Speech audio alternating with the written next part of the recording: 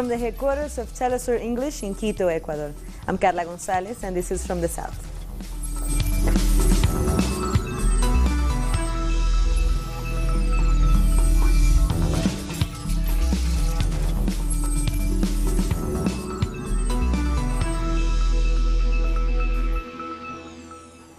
As U.S. President Donald Trump continues his state visit to the United Kingdom, protests are taking place in central London. Thousands turned out in opposition to the U.S. president and his highly controversial policies.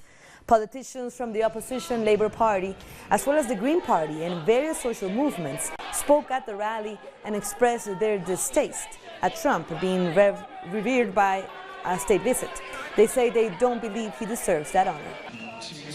The President Trump, he strangles rule of law, he's strangling press freedom, he's strangling Western alliance, he's strangling European Union. Basically, he's strangling British political system. Well, we're here protesting against Trump because we don't really think he should have been invited here in the first place. We don't like him. He's a misogynist, a racist, probably a fascist. And we can do without that kind of people here. We don't think we should be giving him the royal welcome. Our correspondent in London, Pablo Navarrete, has more. Here in central London, thousands of people have come out into the streets to protest Donald Trump, the US president's 3-day visit to the UK. He arrived yesterday at around 9 a.m. and even before arriving he has caused controversy by tweeting insults to the London Mayor Sadiq Khan, who had written an article in the Sunday Observer newspaper likening Trump's rhetoric to that of 20th century fascists. Now, last night there was a state banquet laid on for him, which was boycotted by the leader of the main opposition party, the Labour Party, Jeremy Corbyn, who is currently speaking on a platform around the corner to the crowd. He has supported today's protest and called on people to support Trump's visit to the UK. So Trump has 3-day visit has caused controversy, and the people out on the streets today are migrant groups, Latin Americans, and a range of other social movements who are very critical of the fact that he's been afforded such a lavish welcome by the British government and the British state. That was Pablo Navarrete from the UK. And addressing the anti-Trump protesters, the Labour Party leader Jeremy Corbyn called for an end to racism, misogyny and religious persecution. He added that mobilizations against political extremism demonstrate the people's determination for positive change.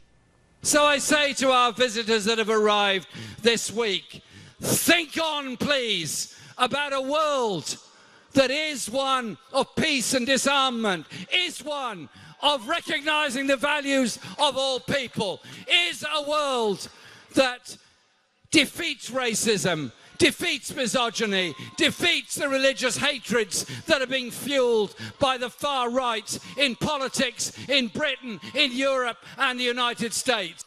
Do you know what? Together we can make a big difference. Together we can change this world. Together we can bring about that peace and justice. And by our demonstration here today, we've shown just how determined we, all of us, are to achieve that better place and that better world. Thank you for being here today for peace, for justice and disarmament. Meanwhile, during a joint news conference with outgoing PM Theresa May, Trump once again took aim at the Mexican government, which he accused of not doing enough to stop what he called an immigrant invasion. Mexico has something to prove. But I don't want to hear that they're run by the cartels. You understand. You report on it all the time. A lot of people do. That would be a terrible thing. Mexico should step up and stop this onslaught, this invasion into our country. Trump's comments come just as the Mexican foreign minister is in Washington, D.C. to hold talks on the issue of immigration and the threats of tariffs made by President Trump. Mexico's foreign minister says he hopes to find common ground with U.S. officials. We are going to present a comprehensive vision about tariffs and migration, but the main issue tomorrow is about migration and proposals from Mexico and concerns from the United States, and we are going to find out a common ground, I think. We're preparing for the scenario that tomorrow we can have a successful negotiation. This is Mexico's hypothesis and what I think will happen. But if we don't reach a negotiation after tomorrow, we could then give you a clearer vision of what Mexico's next steps will be. And we will then see how the U.S. Congress decisions are evolving. Our correspondent in Washington, D.C., Jorge Estoso, has the details of this news conference. We're at the Mexican Embassy in Washington, D.C., where the Foreign Minister, Marcelo Ebrard, held a news conference earlier in the day.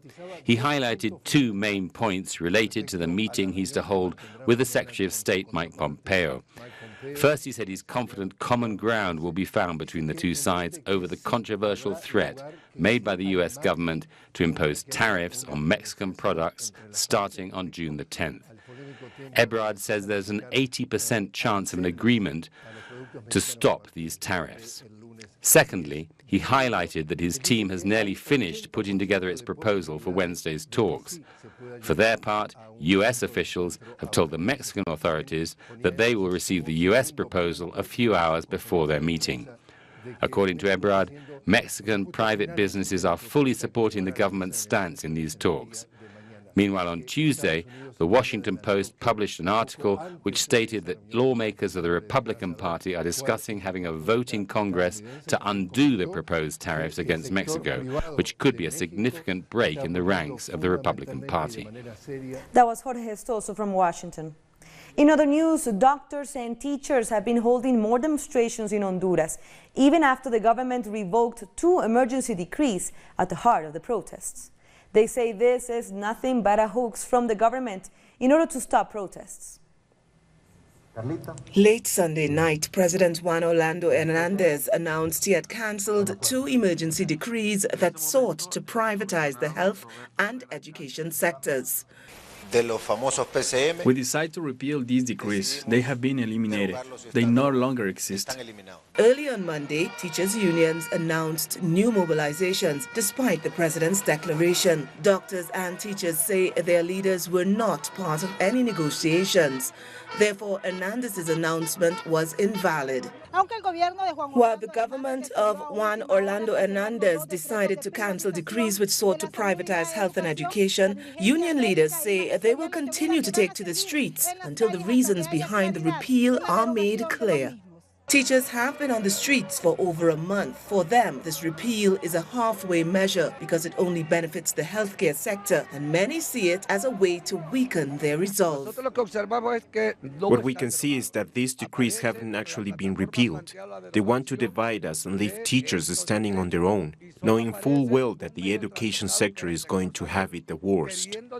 At the end of the day, teachers and doctors decide to once again take to the streets until both emergency decrees are fully repealed and a dialogue table is set up. The people can see through the facade. The only way forward is to take the streets, to continue pressuring the government. Teachers and doctors must stand united. The national strike is set to continue, with demonstrations and roadblocks to take place throughout the nation. Thousands took to the streets of Argentina on Monday to commemorate the Day Against Gender-Based Violence. Since 2015, June the 3rd has been chosen in Argentina as a day of demonstrations to condemn gender violence, discrimination, and to defend the right to choose. Under the motto, "Not one less," women flooded the streets of Buenos Aires sporting the traditional green and purple scarves, which have become symbolic of the abortion rights movement and women's rights movement as well. According to official figures, nearly 300 women in Argentina were victims of gender violence only in 2018. In Argentina, over the years, and even with all the protests from women's rights movements, the state continues to look the other way and allocates only a meager budget to this issue. They set aside less than 1 peso, or about 22 cents of a dollar annually per woman, to end the gender violence. Teachers in Chile are holding an indefinite national strike to reject President Sebastián Piñera's policies. Our correspondent in Santiago, Tari Valenzuela, brings us more. An indefinite national strike by teachers has started. From early in the morning, workers have been on the streets. But this has been met by repression from the police, who mainly have been using water cannons. These teachers are not only demanding better wages, but also better strategies to improve public education, which has suffered several blows for many years. They have also rejected reforms presented by President Sebastián Piñera, which promote the privatization of education. Students have also joined the strike, mainly in Santiago, against the safe classroom, an initiative which gives school principals the authority to detain students who protest against privatization. That was Tere Valenzuela from Chile. We're taking a short break now. Don't go away.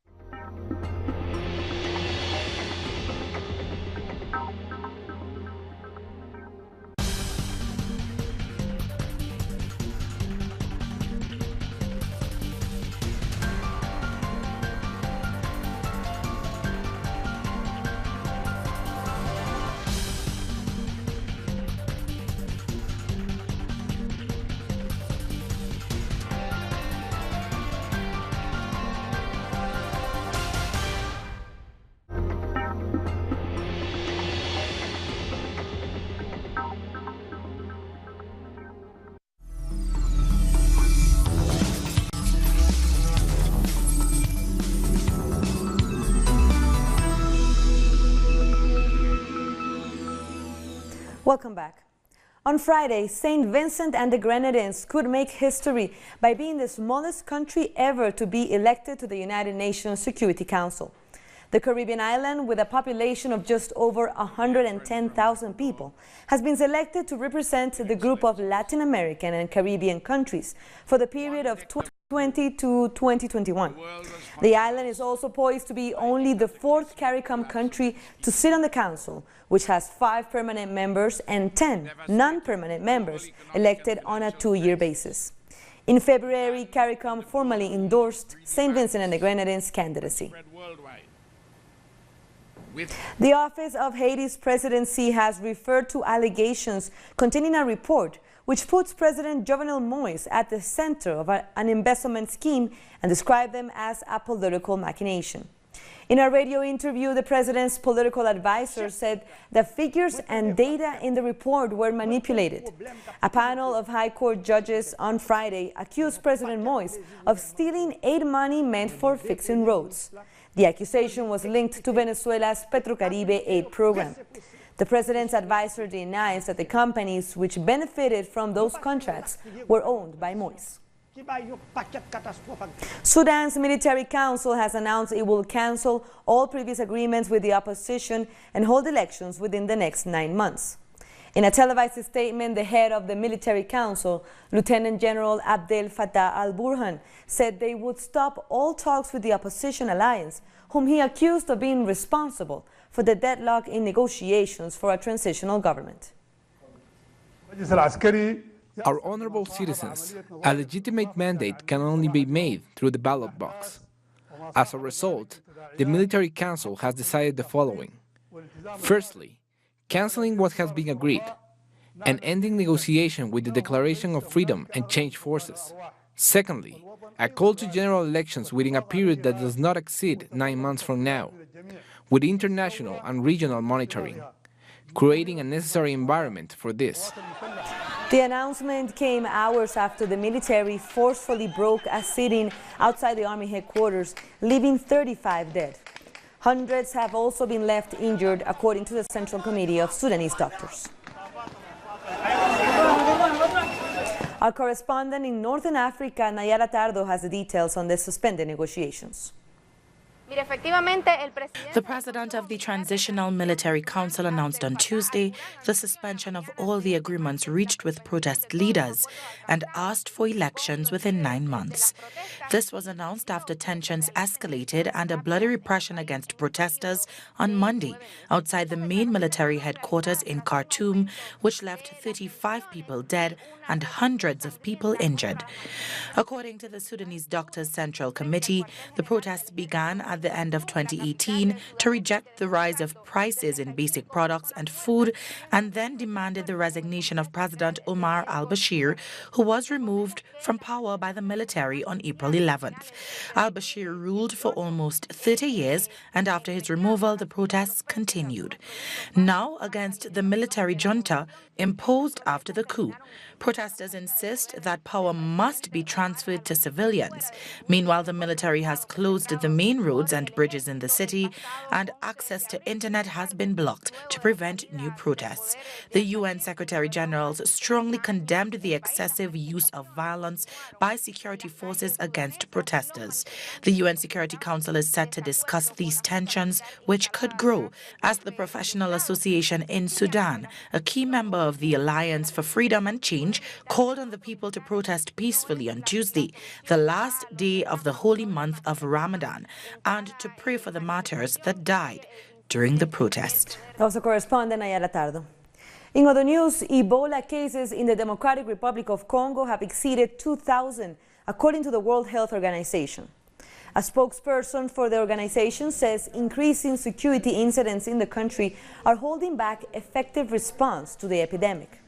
Last month, militiamen attacked a hospital in Butembo City, killing a doctor from Cameroon working for the health agency. The organization has been constantly forced to suspend its activities, sometimes for a few days at a time, giving the virus the chance to spread faster. At the beginning of the outbreak, there were 2,008 cases, including 1,346 deaths. So, for example, yesterday there was 7 new cases being detected. The day before it was more than that. An inquiry into a controversial police unit in Nigeria has recommended that 22 officers should be prosecuted. The panel looking into one of the special anti-robbery squad found evidence of widespread human rights violations by the police. In addition, the panel recommended that the police pay compensation to the 45 people who complained of police brutality. The president, on his social media page, shared video footage allegedly showing the aftermath of the police killing of a young man.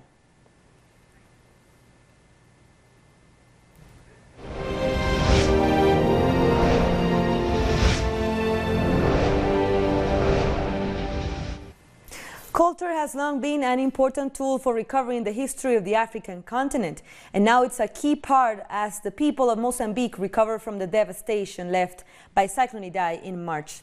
Our correspondent Andre Vieira has a special report in this last part of our series, Mozambique, the People Rebuilt. Multilingual, multicultural, and multi-ethnic are just some of the adjectives to describe Mozambique, a country that until 1975 was a Portuguese colony.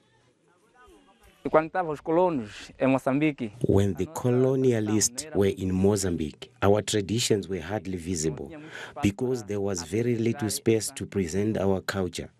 Then there was the struggle for national liberation, which lasted 10 years. The colonialists left, Mozambique took control, and that's when our African traditions came to the fore. This is a country of many different rhythms, colors, dishes, and beliefs. Tradition is at the heart of all of these, and it is strongest in rural communities like this. 43 languages are spoken in Mozambique. In this community, the language is Ndao. The same diversity is expressed in the different kinds of food they grow.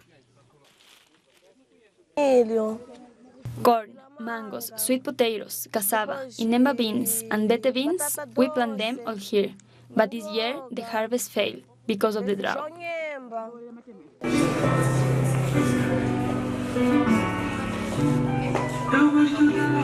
Marabenta and Kizomba are two of the steps practiced by this group of dancers in Beira, the capital of Sofala province. For them, dance is a vehicle of cultural resistance and social cohesion. After Cyclone Idai struck, some people got very tense and out of control. Some even started stealing. This helps to loosen up the mind. In the bigger cities too, it's clear how culture has become an essential tool for rebuilding a sense of community after Cyclone Idai left more than 600 people dead in this central region of Mozambique. We are rehearsing our dances, and then there will be a big party where we will show them all. There are many dances: kizomba, street dancing, traditional dancing, and others. Capoeira is one cultural expression that crosses continents.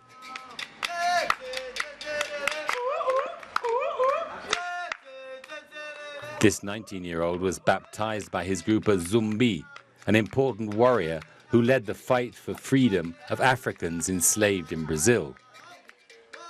We have to keep the tradition going, and that's why we practice this, so we don't lose the traditions of our elders, so that we keep them up. The African continent was the cradle of humanity, and in spite of the huge challenges they face, people here are determined to defend a culture that goes back thousands of years. Being here has given us a chance to learn firsthand about a history we never got taught at school. Desde la provincia de Sofala, André Vieira y Sebastián Soto, Telesur, Moçambique. More stories coming up. Stay with us.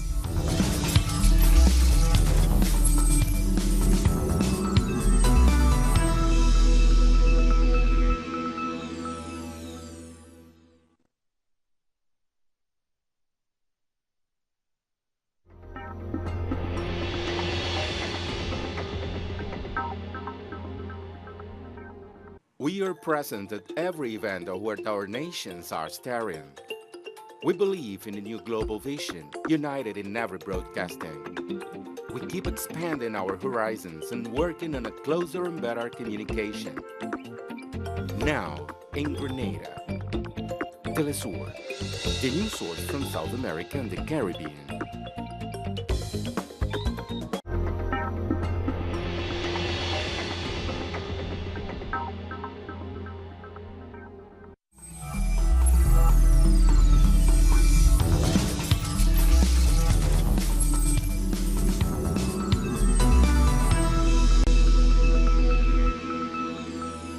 Welcome back. India is currently facing a major heat wave with temperatures of over 50 degrees Celsius. This has led to a significant rise in heat stroke cases as patients are suffering from high body temperature, higher than usual, heart rates, cramps, headaches, loss of consciousness, and seizures. I was vomiting a lot. My whole body was burning and I couldn't go anywhere because the temperatures were so high. It was so hot that I felt like we were carrying something that was burning along with us wherever we go. Our body's temperature is around 37 degrees Celsius and the outside temperature is so much higher. And because there's such a big difference, of course it affects the body and obviously the heat wave is making us struggle. A court in France has sentenced an imam to 2 years in prison for helping migrants cross the English Channel. The imam, who has not been named, was accused of offering inflatable boats and life jackets to migrants trying to cross the Channel to the United Kingdom. His lawyer described the sentence as unfortunate and a new low in the crackdown against migrants by the French government. I'm shocked by this decision, which seems severe to me, especially given the circumstances. His wife gave birth yesterday. She doesn't speak French and is now here alone with 3 kids. From a human point of view, we could have predicted a different sentence. He's aware of the offense he committed, but he could serve the sentence otherwise than in a person for such a long period of time. Now let's look at more stories from around the world. At least 5 people have been killed and 10 more were wounded after a bomb went off in Afghanistan's capital, Kabul, on Monday. The bomb targeted a bus carrying government employees. This comes after a series of other blasts hit Kabul in recent days. The incident happened despite heightened security.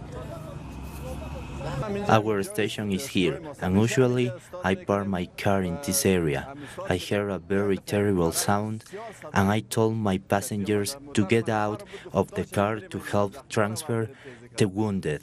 But the security personnel did not let us go any farther. In France, 400 people have opened a cooperative shop as a way of boycotting big supermarkets. The principle behind their shop is that people should reclaim their purchasing power by buying and selling products within their local area. Inspired by a documentary, the project was born in Saint-Étienne in 2016. The advantage of this system is being able to get local products, buying the majority of our products from local producers. So we are able to eat local products, and on top of that, we are able to eat well and reduce all the middlemen. Farmers in Qatar have turned part of the desert into giant farmlands to provide fresh produce to the people. Between 7 and 9 tons of vegetables are produced daily from the farms, which have been able to aid citizens' needs. Since 2017, Qatar has prioritized the local food production in response to economic sanctions imposed by neighboring nations, which had been Doha's leading source of imports. After the blockade, it has become a 24-hour job every day. We reclaim vast surface of land, and we increased production, then tripled the production from before the blockade. We used it to produce around 8 to 9 tons per season, and now we have reached 25-30 tons per season. For our last story, we have an update from our sports desk on the Cricket World Cup. Afghanistan now needs 153 runs in 36 overs to win against Sri Lanka. Right now, Sri Lanka is still in the lead with 201 runs. 9 overs per side were lost due to heavy rains. The field, however, saw madness from Sri Lanka with Kual Perera at the other end. Sri Lanka's Isuru Udana tried an ugly onside shot and got cleaned up by Afghanistan's Daulat Sadran 178 for 7. So be sure to follow our coverage on the Cricket World Cup. And with that, we end our news brief. But remember, you can follow all our stories on our website, telesurenglish.net. For our viewers in Africa, you can find us on Starsat channel 461 in South Africa, and in Nigeria, it's 539. You can join us on social media as well. For Telesur English, I'm Carla Gonzalez. Thank you for watching.